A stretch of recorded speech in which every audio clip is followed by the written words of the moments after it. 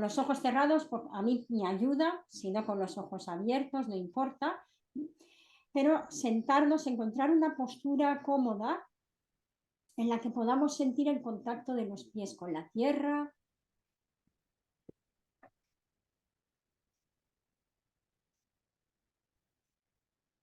Y desde esa toma de conciencia del contacto de los pies con el suelo,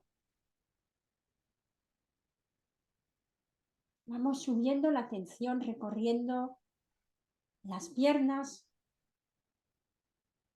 observando cualquier sensación que podamos detectar a lo largo de las piernas, algún cosquilleo, si sentimos las piernas rígidas, si las sentimos suaves, pesadas, ligeras.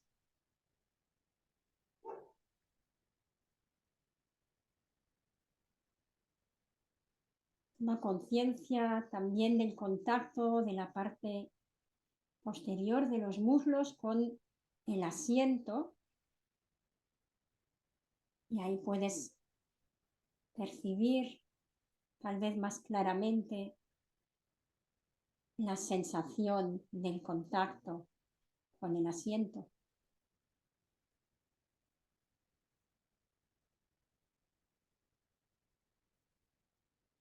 Y sobre todo en los glúteos, donde puedes notar el peso del cuerpo.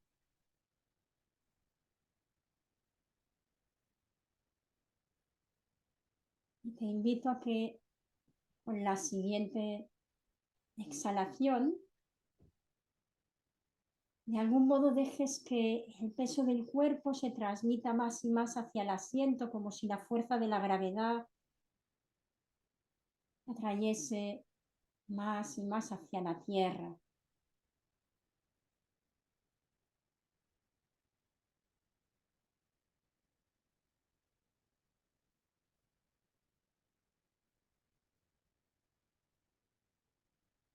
Y mira ahora cómo desde esa base sólida que conforman la tierra y el asiento en el que estás, puede la columna erguirse, las vértebras pueden generar espacio entre ellas, creciendo hacia la coronilla, incluso como si nos tirasen de un hilito desde la coronilla hacia el cielo.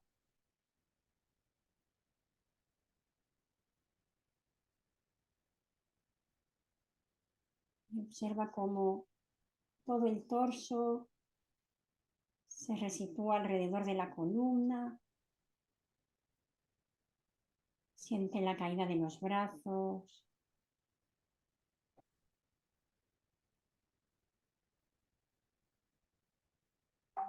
Si notas que hay alguna tensión, puedes aprovechar este momento para, con la exhalación, con la respiración, soltar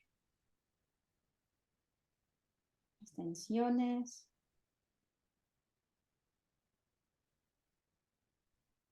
Observa dónde quedan las manos en contacto con los muslos, tal vez en el regazo, si están en contacto entre ellas.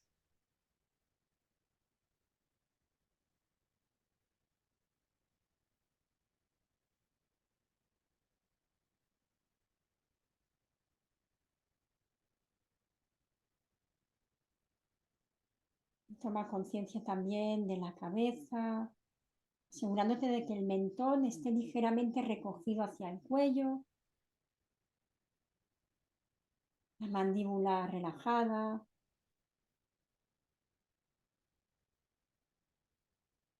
el entrecejo suave.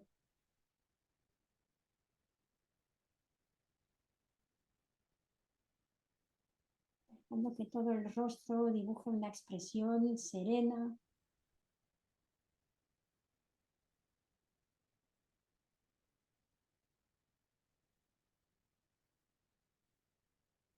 Incluso si pruebas a esbozar un sutil gesto de sonrisa en la comisura de los labios, es muy probable que ese gesto prácticamente imperceptible desde fuera ponga en contacto con algo profundo en ti, con un espacio de acogida, de serenidad, de no juicio.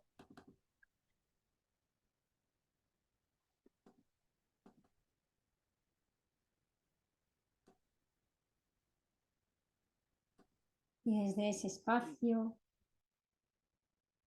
tomamos conciencia de la respiración,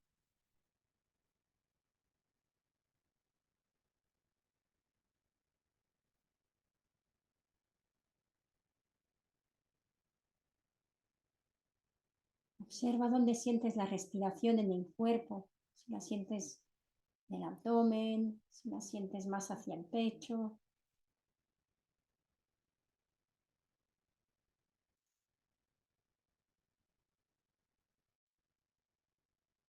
cómo es el ritmo de la respiración en este instante.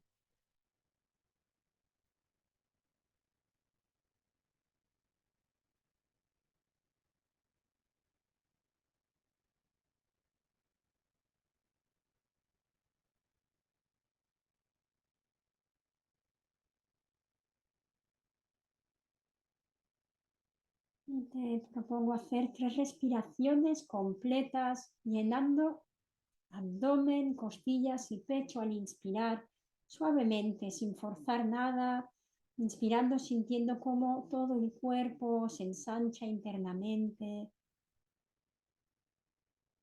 y al exhalar, dejando que todo regrese de nuevo hacia el centro de la columna, hacia el ombligo. Y repítelo un par de veces más a tu ritmo.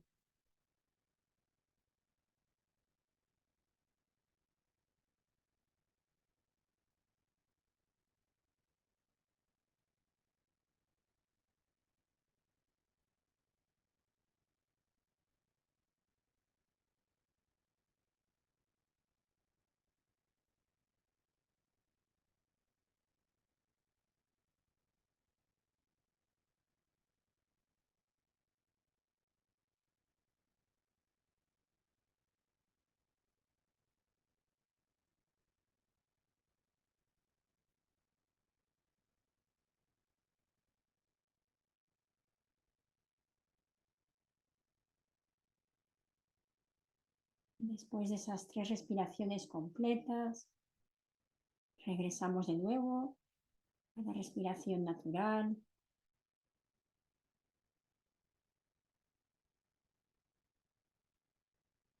observando si ha cambiado algo con respecto al inicio.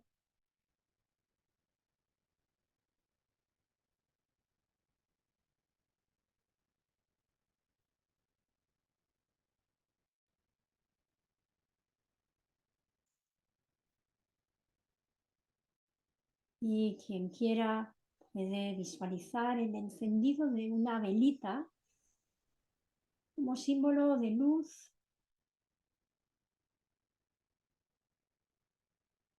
que nos acompaña a lo largo de la sesión, recordándonos o simbolizando esa luz del conocimiento, esa luz de la conciencia que mora ya en cada uno de nosotros.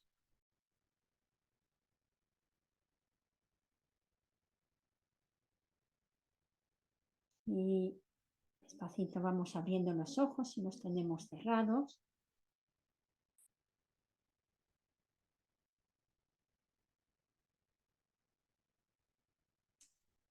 Y bueno, muy brevemente voy a introducir 4 rasgos de la vida de Krishnamurti. No me voy a detener mucho en eso porque al final los datos sobre la vida de Krishnamurti los podemos encontrar fácilmente en internet o ¿no? buscándolos. Pero sí que voy a destacar algunas cositas que igual fueron bastante cruciales. Bueno, decir que él nació en el sur de la India a finales del siglo XIX, 1895, para ubicar un poquito su figura, y que alrededor de los 13 años, algunos de los miembros significativos de la Sociedad Teosófica, que era una era una orden que se había fundado, ¿no? Una hermandad que se había fundado unos años antes, como unos 20 años antes, dedicada al estudio del ocultismo, de la metafísica, que entremezclaba muchas cosas de distintas tradiciones, un poquito, digamos, que yo creo que ha sido bastante la semilla de lo que luego se ha conocido como el New Age. ¿Mm? O si más no ha tenido una influencia importante en lo que luego se conocerá como el New Age. Y entonces algunos miembros importantes de esta sociedad vieron en él un halo, ¿no? Como un halo brillante, una aura brillante, vieron en él una figura especial destinada a ser un gran maestro, ¿no? Con lo cual lo acogieron bajo su tutela. El padre de Krishnamurti solía frecuentar la sociedad teosófica, de ahí que conociesen sus miembros a Krishnamurti en un momento dado. Entonces, recibió a partir de ahí una educación anglosajona, enfocada además a ese papel que veían en él que debía realizar como maestro, como guía. Entonces, otro momento como muy relevante, bueno, él vivió el tiempo de la Primera Guerra Mundial. A partir de 1922, él comienza a vivir una serie de experiencias espirituales, además ya en un contexto un poco más fuera, ¿no? en California, ya más alejado de lo que era el contexto de la sociedad teosófica propiamente, aunque él seguía rodeado de miembros de esta orden. Empieza a tener una serie de experiencias espirituales que van a ser para él completamente transformadoras. No está muy claro ahí porque hay mucha entremezcla con una serie de síntomas físicos, también de dolor en la nuca, de desvanecimientos, de desmayos, pérdidas de conciencia, pero que él después relataría estar completamente consciente en esos momentos en los que parecía no tener conciencia. Y, y en cualquier caso, lo importante de estos fenómenos es que para él marcaron una transformación importante. Sí que es verdad que también a raíz de esas experiencias, muchos empezarían a otorgarle ese estatus mesiánico, que igual ya estaba atribuido de antes. De hecho, incluso se creó una orden que es la Orden de la Orden de la Estrella de Oriente, ¿eh? Ante la cual, y será otro acontecimiento muy importante, ¿eh? Cuando se le presenta a él ante la orden como el maestro, guía, incluso como esa figura mesiánica que representa la figura de Maitreya, que era el Mesías que esta orden esperaba y para la cual se preparaban, lejos de él asumir ese papel como guía, en uno de sus discursos públicos más importantes lo que hace es romper con la orden y romper con la idea de maestros y de gurús, ¿no? que habían sido establecidos hasta el momento. De hecho, él hace un discurso como muy ácido. De hecho, en forma un poco cómica, ¿no? Pensaba yo, igual tendría que haber puesto en el cartel que la lectura de Krishnamurti es solo para atrevidos, porque Krishnamurti es muy radical, en su forma de expresarse, es muy radical en los temas que quiere tocar, porque como que su palabra pretende sacudir. Entonces, hay momentos en que uno, ¿no? Cuando lo lee, siente que, ¿no? Bueno, al menos esa es mi experiencia, ¿no? Que a veces genera hasta rechazo, decir, oye, un momento, ¿no? ¿Qué estás diciendo? Pero bueno, luego vas entrando y si vas viendo lo que él quiere decir hacia lo que quiere apuntar, ahí puedes rascar, ¿no? La verdad. Y creo que es importante que en estos encuentros no se trata de que nos admiramos a lo que dice Krishnamurti, que sería lo último que él quisiera también, sino que acojamos su propuesta de reflexión para reflexionar en nuestra propia vida qué sentido puede tener aquello que él nos está proponiendo para nosotros o no, o si no tiene sentido, o si le vemos matices o de qué forma lo vemos. Pero bien, leo algunas frases simplemente de ese discurso chocante, ¿no?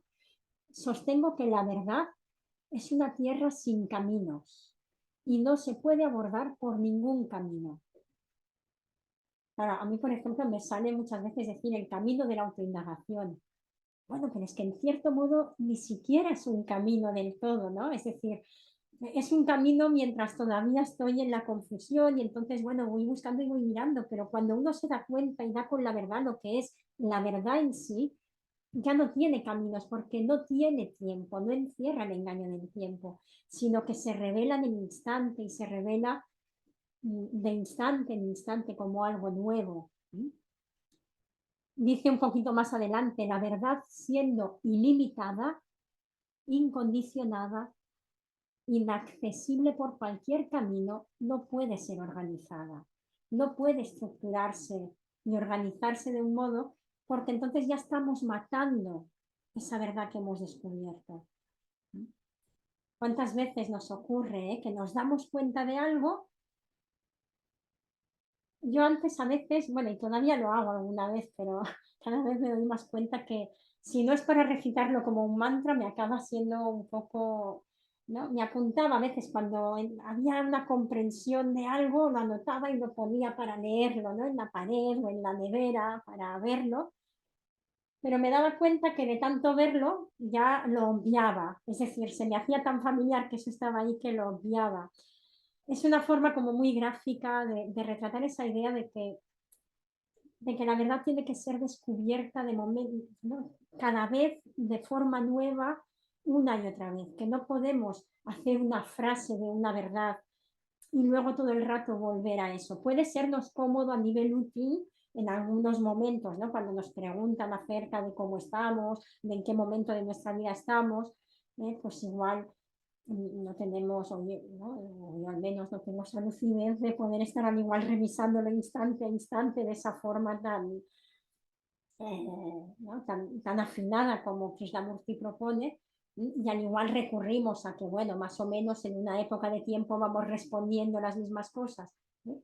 Pero esto, ¿no? La verdad no puede congelarse, ¿no? Y por lo tanto no puede organizarse, ni en religiones, ni en organizaciones, ni en sectas. Dice, en el momento en que sigues a alguien, en el momento en que sigues a alguien y te adhieres a lo que dice esa persona, porque lo dice esa persona, no porque lo estoy reflexionando en mí, dejas de seguir la verdad. Entonces, esta es la propuesta que a mí me parece fascinante de Krishnamurti, eh, que es esta cosa de la autoindagación como eso, como ese espacio, ese camino y que tiene que ser constante, ¿no? Que no termina, ¿no? Que siempre está ahí desplegándose. Y antes de esta charla, de ese momento, me he saltado algo que también creo que fue muy crucial en su vida, que fue la muerte de su hermano Nitya en 1925. Esto que he contado de la disolución de la Orden de la Estrella fue en el 29. Pues bien, 4 años antes, la muerte de su hermano Nitya le hizo perder a él bastante también la confianza en la sociedad teosófica y en la teosofía, porque de algún modo él confiaba y la mayoría de miembros de la sociedad teosófica habían proyectado en Nitya, igual que habían proyectado en Krishnamurti, a un Mesías, a un guía para la humanidad, ¿no? Habían proyectado en Nitya, en su hermano, como una figura de soporte imprescindible para Krishnamurti. Entonces, de algún modo, a pesar de la salud débil de Nitya, ninguno pensaba que iba a morir, finalmente, y para Krishnamurti, que tenía un vínculo muy estrecho con su hermano, pues fue un golpe bastante duro de encajar y que le sacudió. Claro, imaginaros a alguien eh, que, a quien han educado para desarrollar poderes sobrenaturales, para ser un guía, un maestro de la humanidad, de pronto no pueden controlar la muerte del hermano, no pueden hacer nada, ¿no? Tantos guías, tantos maestros ascendidos y hablan con espíritus de aquí y de allá, pero no pueden hacer nada para que Nitya no muera, ¿no? Esto es un golpe muy fuerte de realidad, ¿no? Para ver que lo que es se presenta tal y como es y tal, la vida se nos va presentando, ¿no? A cada momento con sus, ¿qué es? Y la forma de vivirlo depende más de nuestra mirada, y de nuestro modo de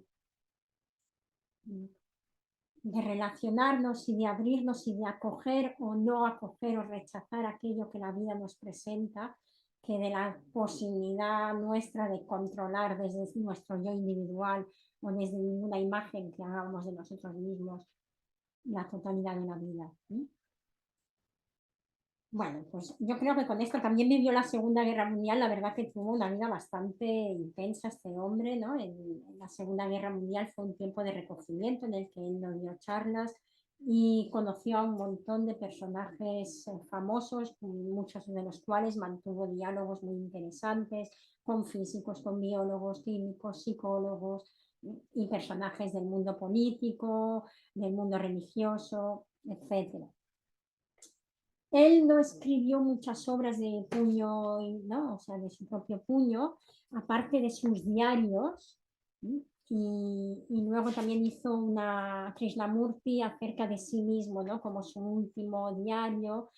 Pero aparte de esas obras así más de diario, em, la mayoría de obras de Krishnamurti, que hay un montón, que hay una cantidad ingente de obras de Krishnamurti publicadas, son mayormente recopilaciones de sus diálogos, de sus charlas, de sus conferencias, y que él enfocaba siempre como una investigación, que a mí me resulta curioso, ¿no? Porque realmente me da un cierto consuelo, porque yo a veces que me lío a hablar y a hacer propuestas de reflexión, digo, ostras, tendría que dejar hablar más a los demás. Pero bueno, Krishnamurti vio que le pasaba algo parecido, creo, también, porque él hablaba y luego decía, pero no lo toméis, esto es un diálogo. Y esto, ¿no? A veces también con cariño yo pensaba, bueno, pero solo estás hablando tú. Además que con lo ácido que era a veces cualquiera como para contradecirlo mucho en público.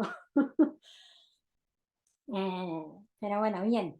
Vamos a comenzar pues con lo que es el libro sobre la vida y la muerte, esta, que una vez más es una recopilación de varios diálogos suyos que recogen esta temática, ¿no? Principalmente en torno a qué es la vida, qué es la muerte, pero a raíz de tocar estos temas se tocan muchos otros temas fundamentales de la condición humana.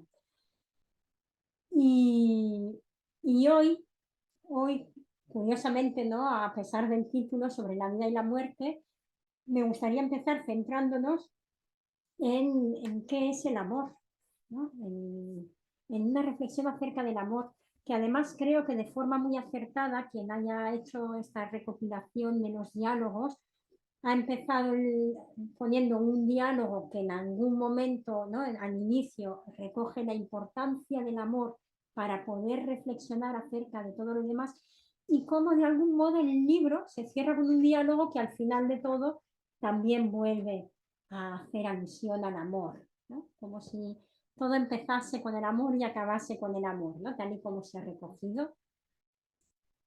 Eh, entonces empieza, antes de entrar en lo que sería la reflexión sobre el amor, sí que también hay otro concepto que Krishnamurti nos propone que me parece interesante y muy relacionado con lo que es el amor, antes de abrir el tema del amor, que es la cuestión de la totalidad de la vida.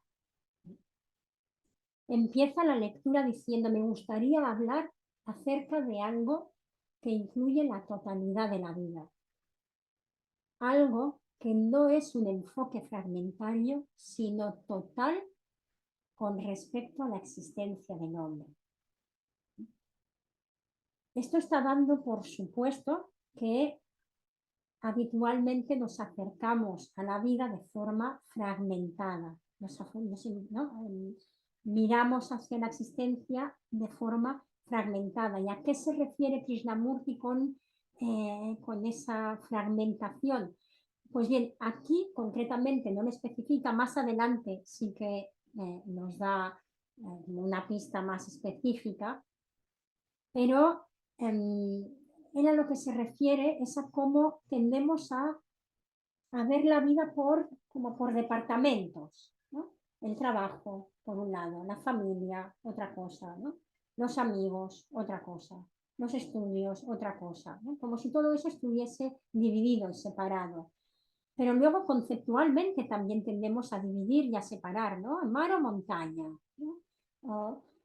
¿cuál es tu plato favorito? ¿No? Y de pronto ya te obligan a buscar entre un montón de platos que igual te encantan, ya tienes que buscar uno y decir, ¿no? ¿Cuál es? Establecer un orden, ¿no? Separar, dividir y decir este.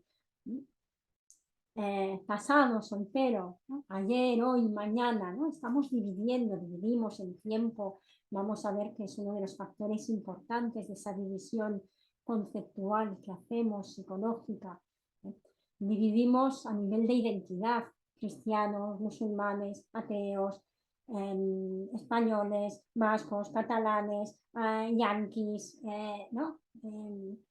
Bueno, como que hacemos ese tipo de divisiones en distintos aspectos, tendemos a dividir. En el conocimiento también dividimos, ¿no? Matemáticas, biología, filosofía, psicología, todo como compartimentado, ¿no? Y además, con el tema del conocimiento, en los 2 últimos siglos o 3 últimos siglos, se ha tendido más y más a la especialización, a esa división, ¿no? Igual antes del siglo XVIII estaba mucho más unificado el saber, el conocimiento.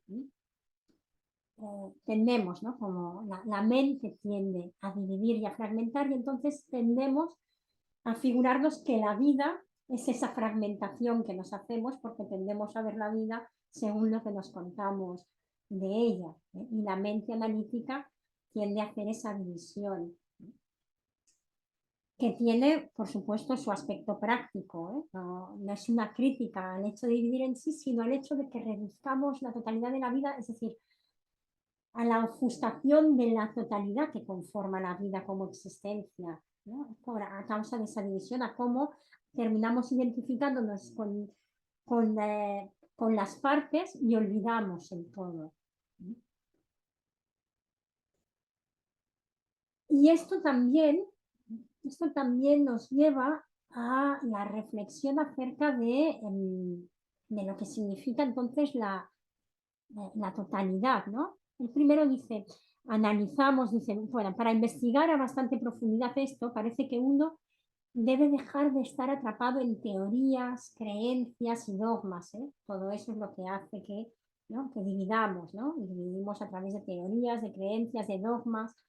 Casi todos aramos sin cesar el suelo de la mente, pero al parecer jamás sembramos, ¿no? Analizamos, discutimos, desmenuzamos las cosas, pero no comprendemos el movimiento total de la vida. Vamos viendo cada parte, pero no terminamos de comprender la totalidad. Entonces, a mí de ahí sí que me surgía el plantear, ¿no? ¿Qué significa para cada uno de nosotros la totalidad de la vida? Cuando oigo esto, cuando oigo vamos a reflexionar o a indagar sobre la totalidad de la vida, ¿qué es lo que siento, lo que se despierta intuitivamente en mí?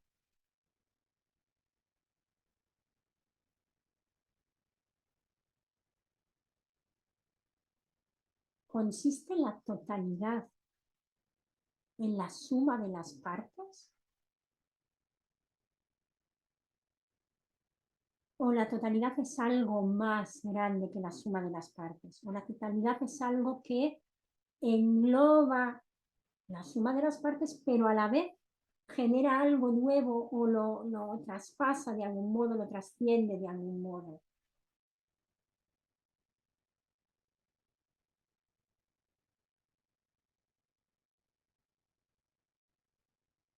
En matemáticas, por ejemplo, existe un principio que dice que el todo es mayor que la suma de las partes.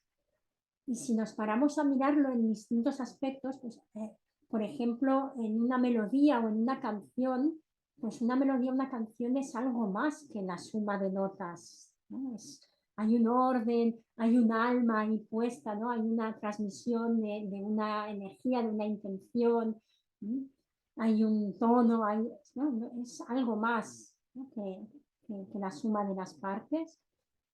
En un grupo también se nota, ¿no? En un grupo también se ve claramente, o en lo que llamamos sociedad.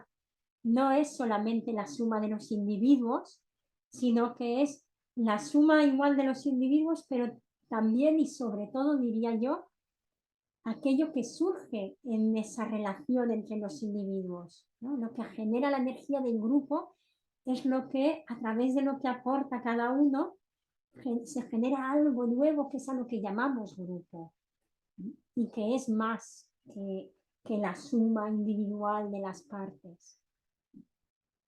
Bueno, ahí queda esa reflexión. Él un poquito más adelante, en esto que os decía, que aclara un poco en la página 18-19, dice, abordar la vida fragmentariamente es vivir en constante confusión, contradicción y desdicha.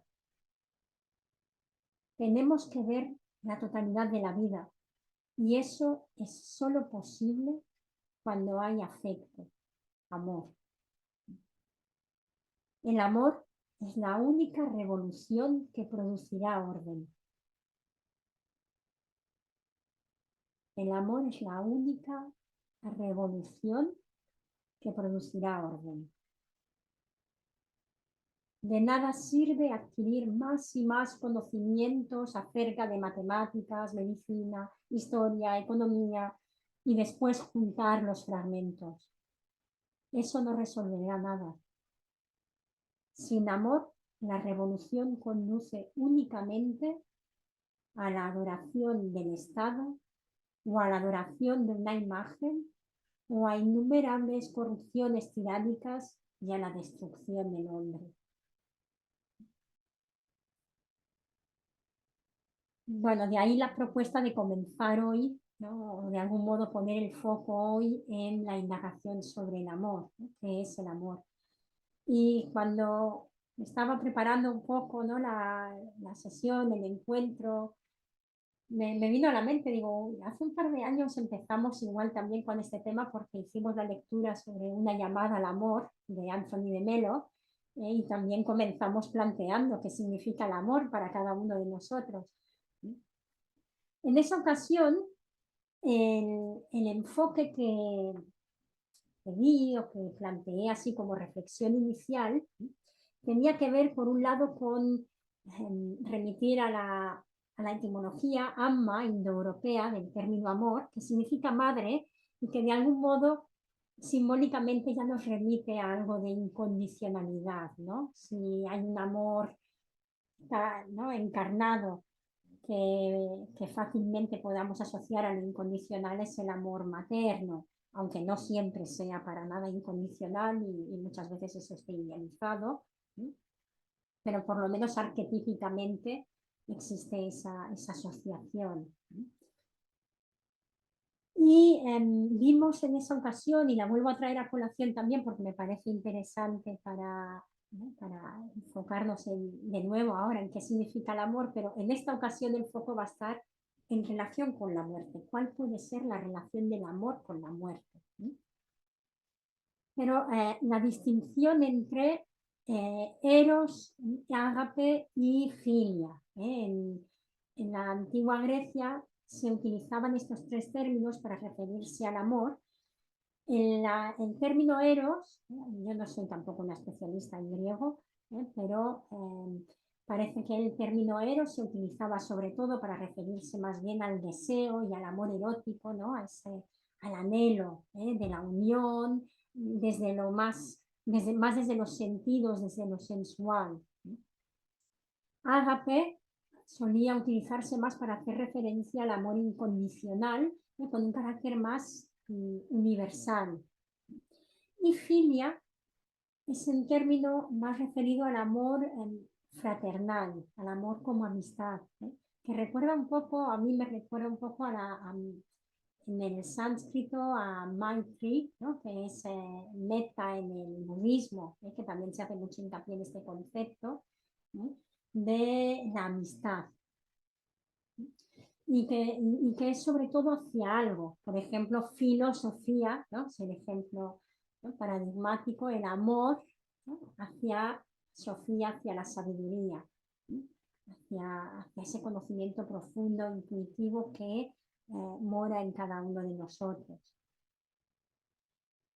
En aquella ocasión vimos también, ¿vale? Nos centramos sobre todo como ahora también, de algún modo, Krishnamurti está apuntando sobre todo al amor entendido como ese amor finalmente incondicional y, y amor fraternal. Es que ese amor incondicional, ágape y filia, como que también se entrelazan mucho, ¿sí?, entre ellos.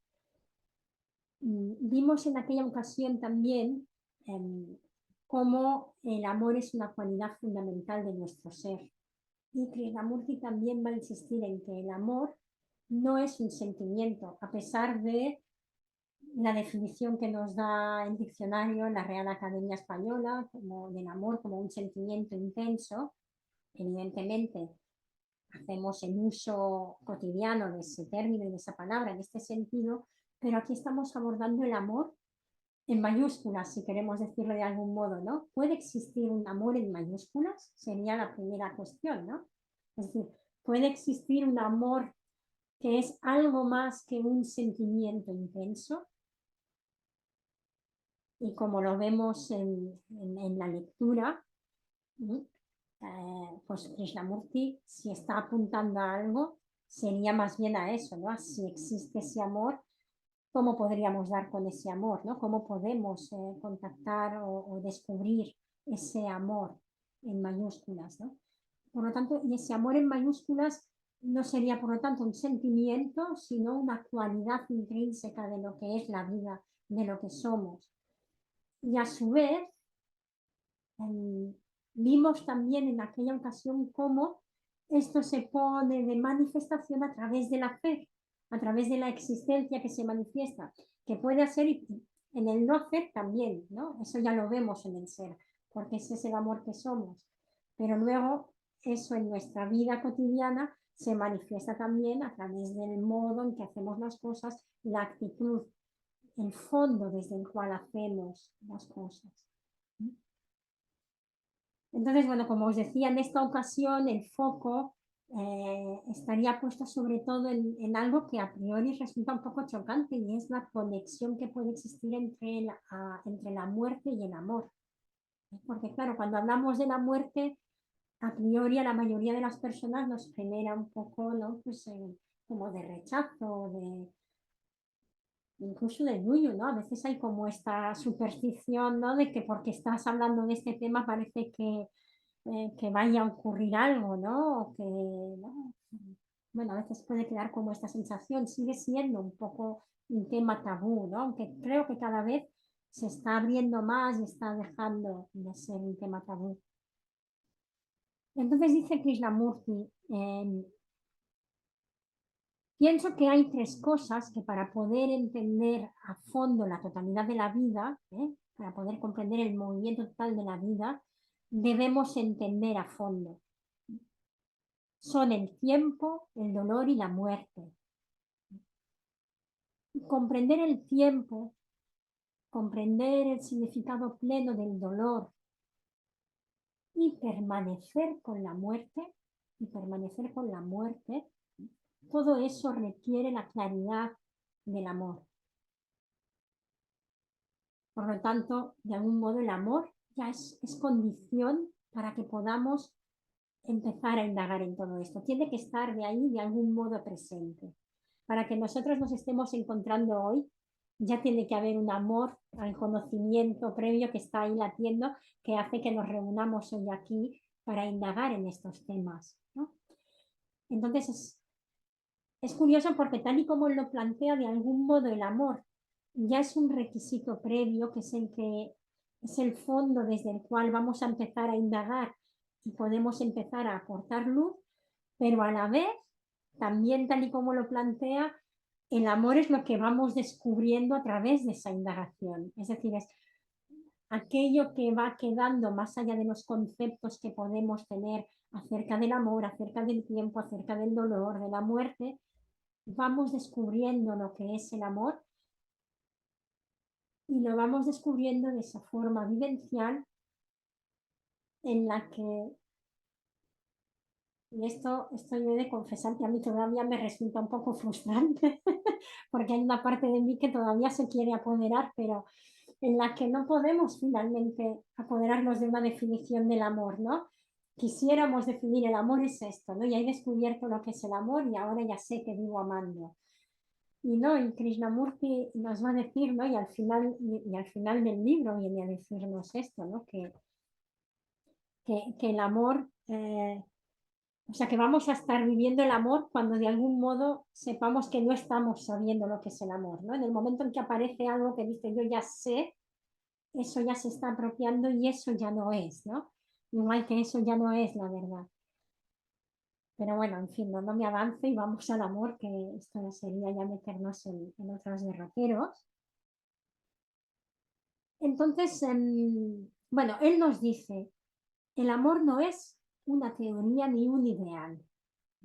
Ese amor, una teoría o un ideal acerca del amor, que es lo que muchas veces tenemos, es solamente un concepto, una imagen que nos creamos de lo que es el amor, que en el mejor de los casos responde a un horizonte hacia el cual avanzar, ese amor que decía que igual nos pone en marcha a querer indagar, a querer ver, a querer mirar, pero en el peor de los casos se convierte en algo tiránico, porque le creo una imagen de lo que es el amor, de cómo es amar y de cómo yo tendría que estar sabiendo amar.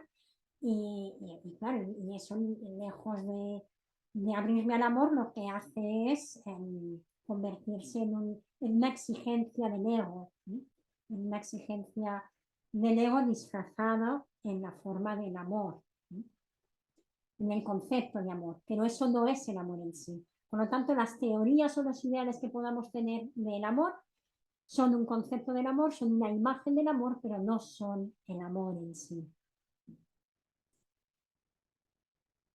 Entendemos, por lo tanto, que si el amor no es una teoría ni es un ideal, tiene que ser algo operativo, algo que esté vivo, algo que se esté dando, ¿eh? Algo que esté actuando, ¿eh? Bien, esto sería un punto. Luego nos dice, o amamos o no amamos. Ya os digo, ¿no? Es que la música es siempre así como muy agudo, muy cortante, ¿no? O amamos o no amamos, ¿eh? Por lo tanto, el amor es algo total. Él está planteando reflexionar sobre la vida como totalidad y nos está planteando aquí que el amor es algo total, ¿eh? O amamos o no amamos. No podemos amar un poco. No podemos amar a medias, ¿no? Al menos tal y como nos lo está planteando Krishnamurti, ¿no? Y ahí de nuevo aparece la cuestión de las partes, ¿no? ¿Qué pasa cuando respecto a algo o respecto a alguien yo digo, sí, bueno, yo amo a esta persona, pero esta parte de ella, ¿no? O yo amo esta parte de esto, pero esto otro, ¿no? Me genera rechazo, ¿no? Eso no me gusta, ¿no? Eso no lo amo. Y esto es una realidad que vivimos, nos pasa eso, ¿no? Nos pasa que esto me gusta y esto sí que lo puedo acoger y esto sí que lo puedo amar, pero esto me genera rechazo, ¿no? Esto no lo quiero, esto a mí no me gusta. Y, y eso que no me gusta también está haciendo una función de indicarme un montón de cosas, un montón de elementos. Pero claro, aquí nos están diciendo el amor, ese amor con mayúsculas igual, que esto ya es cosa mía, poner en las mayúsculas lo de Krishnamurti, pero bueno, por distinguir un poco, ¿no? Por ir generando matices o un marco, ese amor en mayúsculas es un amor que ama totalmente. Si existe, si es posible, ese amor que estamos buscando sería un amor, ver si existe o no, sería un amor que ama totalmente, que no ama a medias o que no ama solo una parte. Entonces, ahí os planteo, os propongo preguntar, ¿no? Preguntarnos cada uno cuando pienso en una situación o en alguien o en algo, ¿no? Que de algún modo siento que, bueno, en parte sí, que claro que sí, que quiero y que amo, pero esto no. Si puedes recordar a alguna persona o caso concreto, pues mejor, lo puedes visualizar ahí. Será más fácil captar la intuición de la pregunta. Igual luego os propongo un ejercicio un poco más de detenernos en estas cuestiones. Ahora simplemente dejarnos sentir de forma más general.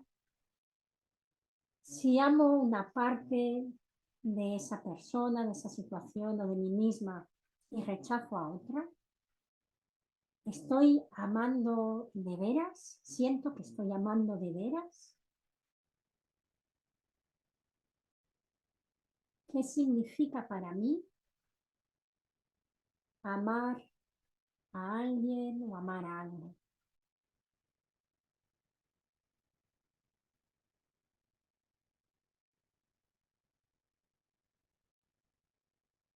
¿Puede amar incluir en su totalidad incluso aquello que rechazo? Es decir, incluso aquello que algo en mí todavía rechaza, pero puedo amar que ese rechazo todavía surge en mí.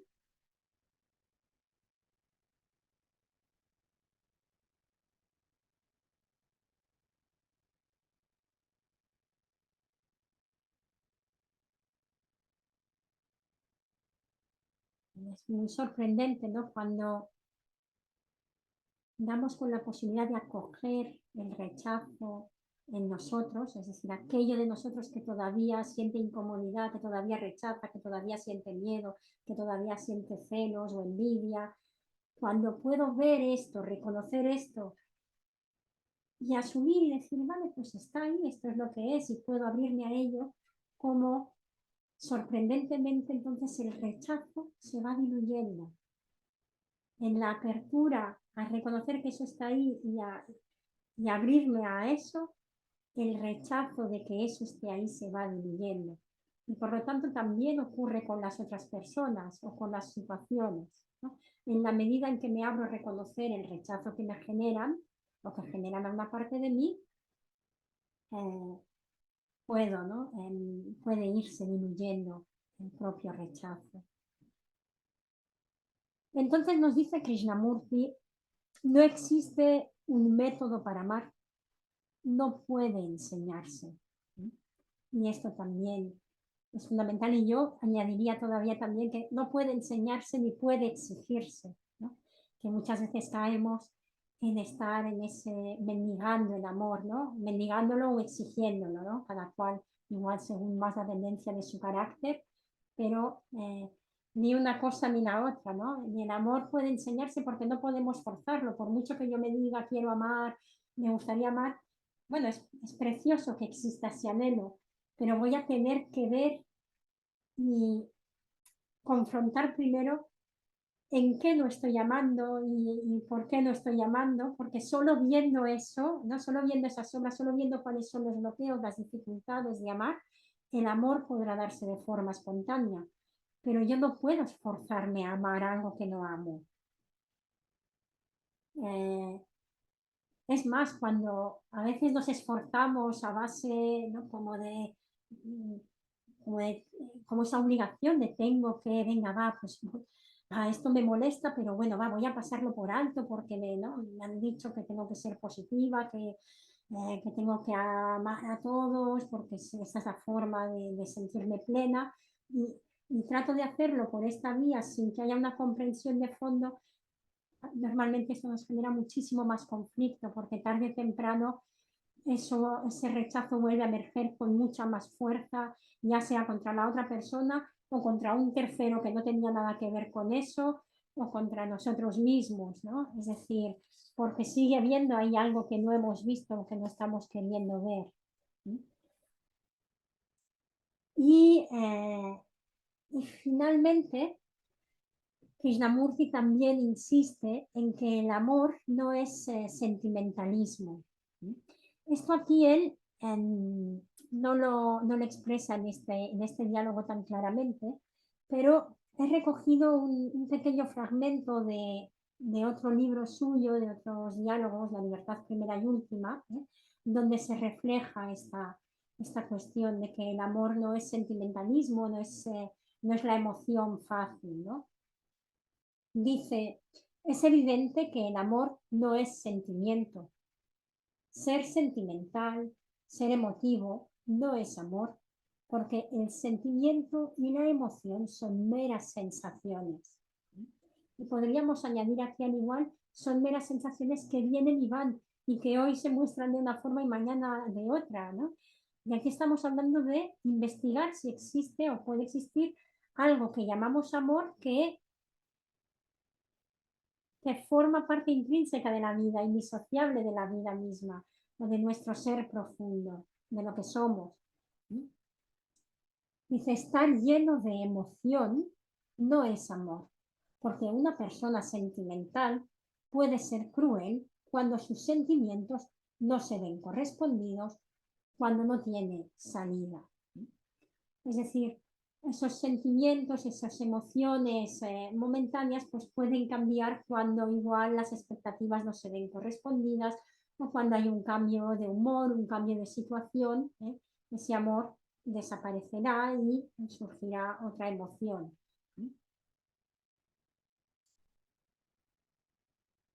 Dice un poquito más adelante en ese mismo libro, dice, cuando todo ha cesado, entonces surge el amor. Y aquí además vemos clara la relación con la muerte, ¿eh? Cuando todo ha cesado, cuando todo ha muerto, cuando todo ha terminado, entonces surge el amor. Entonces conoceréis qué es amar. Entonces el amor ya no es cuantitativo, sino cualitativo. No decís que amáis al mundo entero, sino que cuando sabéis amar a uno, sabéis amar a todos. Como no sabemos amar a uno, nuestro amor a la humanidad es ficticio. Vuelvo a repetirlo porque me parece fascinante, ¿no? Es súper reveladora esta frase, ¿no? Como no sabemos amar a uno, nuestro amor a la humanidad es ficticio. Para mí esto dice muchísimo de toda esta cuestión de las guerras y de los conflictos a nivel mundial que vivimos y que tanto nos empeñamos con discursos de paz y hacer cosas para la paz, tenemos que hacer cosas para la paz. Mientras haya un solo ser en el mundo al que yo no sea capaz de amar plenamente, continuará habiendo guerra y conflicto en el mundo. Esa es la idea que, bueno, que para mí transmite, ¿no? Esta frase es como un poco como esto de Popper, no me acuerdo muy bien cómo era, ¿no? Del falsacionismo, ¿no? Si aparece solo una cosa que pueda decir que entonces ya no es, entonces ya no es, ¿no? Que una teoría, un solo ejemplo que demuestre que una teoría, una hipótesis no es verdadera, pues ya sirve para, ¿no? Para falsacionismo, para decir que es falsa. Mientras tanto, mientras no aparezca una, podemos considerar que está siendo verdadera. Pues esto es lo mismo, ¿no? En el momento en que aparezca un solo ser al que yo no sea capaz de amar, entonces de algún modo yo ya no puedo amar la humanidad entera, ¿no? En su totalidad.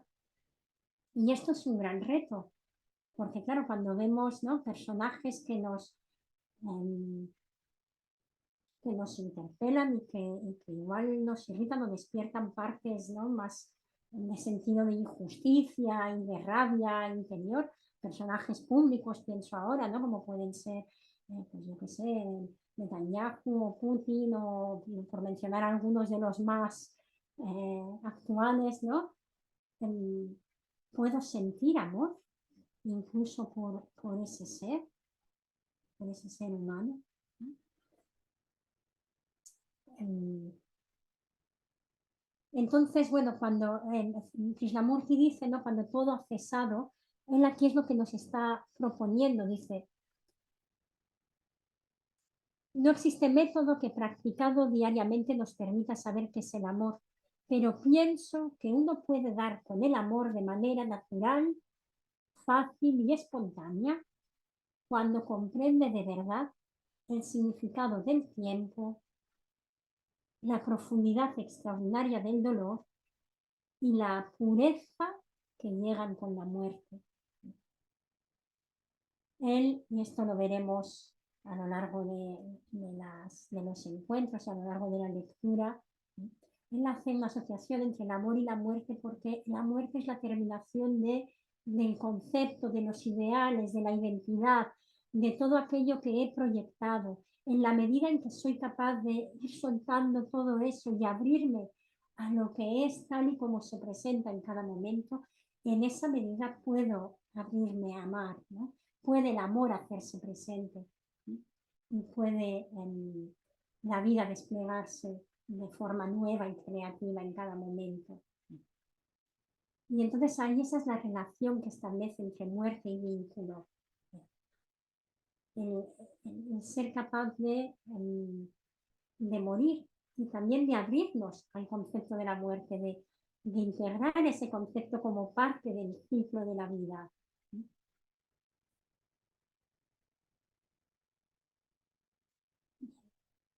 Antes de abrir el turno de palabras, os propongo así a modo como de resumen y ahora sí para dejar resonar con más calma una serie de preguntas que os pasaré por escrito después, así que no hace falta que toméis nota, simplemente lo importante ahora es como dejaroslas sentir y ver qué os sugieren.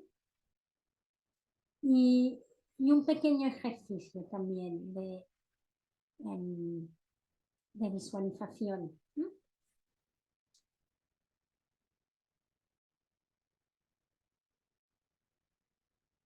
Bien, ¿qué significa para mí o qué me sugiere la idea de totalidad de la vida?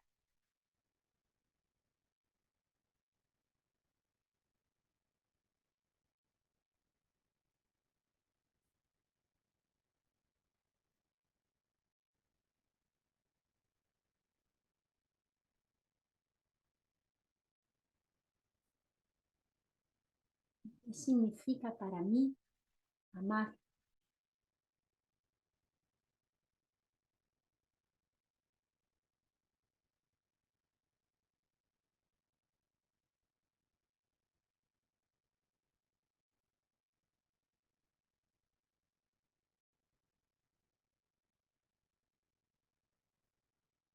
¿Puedo amar a medias?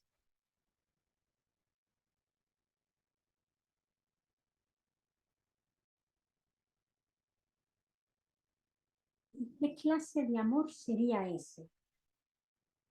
Y con esto me refiero tanto a ese amor a medias que incluso a veces, ¿no? Que a menudo vivimos de forma operativa. ¿Qué clase de amor es ese? ¿Y qué clase de amor sería si existe la posibilidad de un amor que sea total, que no sea a medias, sino que ame de forma total?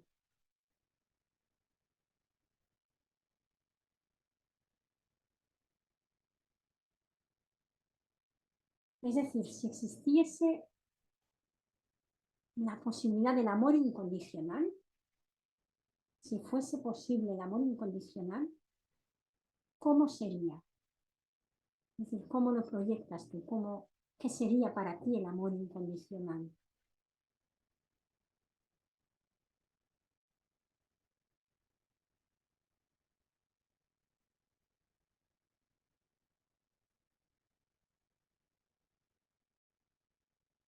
¿Qué implicaría respecto a aquello que te cuesta amar?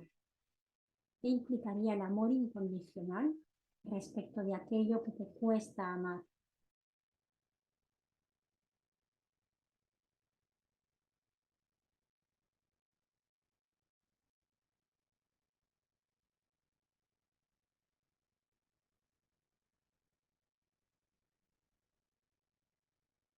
¿Qué te impide amar incondicionalmente? ¿Cuáles son los impedimentos? ¿Cuáles son los bloqueos? Así a grandes rasgos, ¿no? ¿Qué te viene? ¿Qué es lo primero que te viene, ¿no? Cuando oyes esta pregunta, ¿no? ¿Qué me impide en mi vida amar de forma incondicional?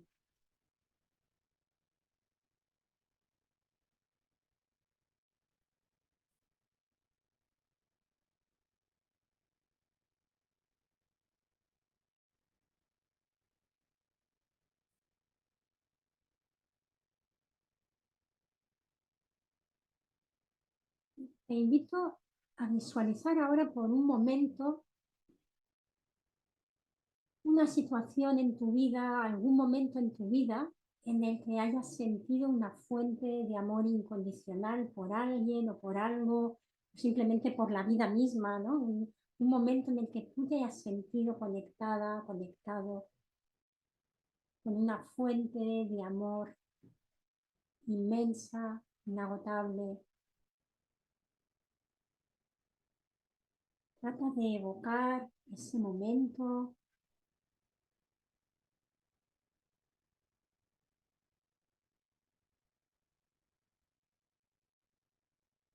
y observa las sensaciones que te genera evocar esa sensación de amor incondicional. Siente en el cuerpo, en el pecho, tal vez una energía expansiva, luminosa, de calidez, una sensación envolvente.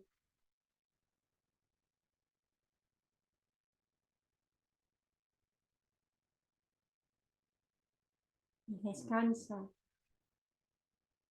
en esa sensación y en ese sentido de amor incondicional, de amor como fuente de vida.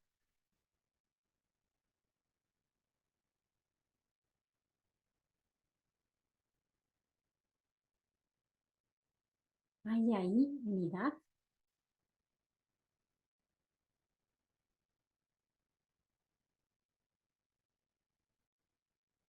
Y si la hay, ¿qué calidad tiene? ¿En qué sentido vive la unidad? ¿Esa unidad hace desaparecer lo específico de cada cosa? ¿O se mantiene lo específico y a la vez puedes contactar con una unidad de fondo?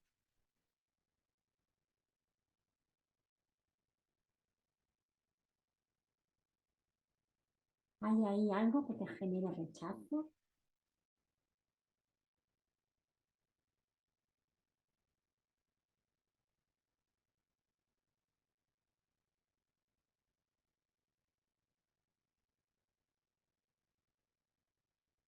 ¿Quién siente todo esto? ¿Quién siente lo que estás sintiendo?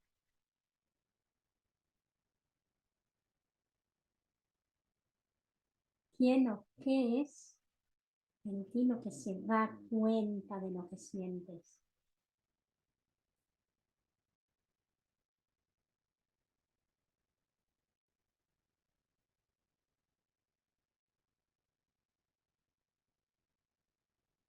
Tal vez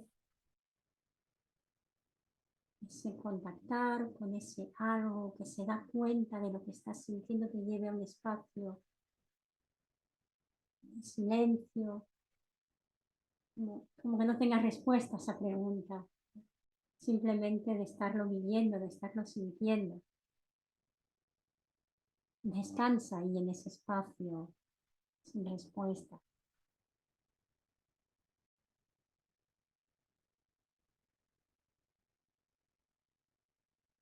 permitiendo mirar todo lo que se presenta en el pensamiento, en la sensación, desde la calidez, desde el ensanciamiento, desde la serenidad.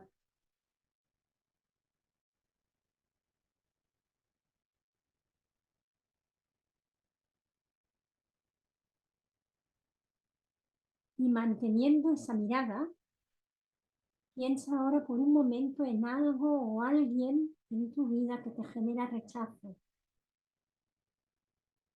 Y míralo desde este lugar que estás ahora. Si estás ubicado en ese lugar, en ese espacio con el que he propuesto contactar, trata de mirar esa persona o esa situación desde ese lugar. ¿Hay ahora rechazo hacia eso, hacia esa persona? Y si todavía lo hay, puedes darte cuenta de ello y acogerlo y asumir que todavía en una parte de ti surge un cierto rechazo y darle espacio para que eso esté presente tal cual se muestra.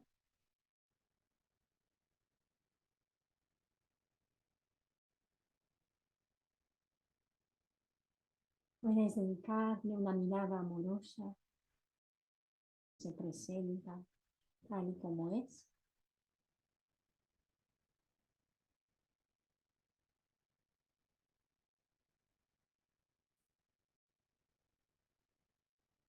Bueno, hasta aquí.